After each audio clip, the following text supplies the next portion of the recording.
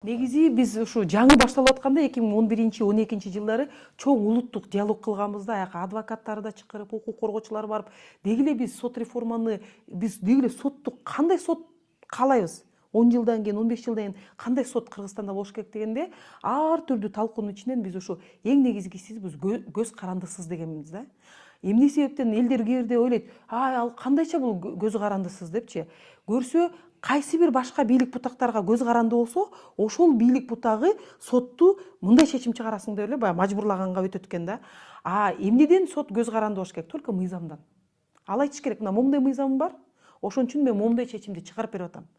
Эгер ушундай чечим чыкпаганды кааласаң, анда мыйзамыңды өзгөрткүн деп, ушуну мыйзамды чечимдеп, ар бир өзүнүн чечимине сот туруп бериш керек да, мынакей ушул мыйзамдын негизинде мен мынакей могу чечим чыгып калды депчи.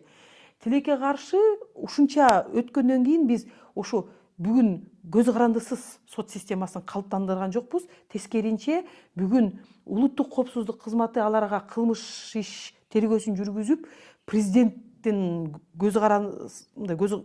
көз карандуу соттук система калыптанып калды дагы и азыркыга чейин иштеп атат да.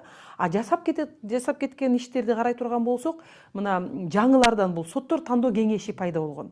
Но бирок ал пайда болгондо биз ойлогонбуз, ал баягы туура тандап, мыкты тандайт экен деп. Алардын тандоосу деле бүгүн кайра келип эле президенттин тандоосуна эле такалып калды. Бүгүн чынын айтканда соттор тандоо кеңеши тандайт дегени менен президент эле тандайт.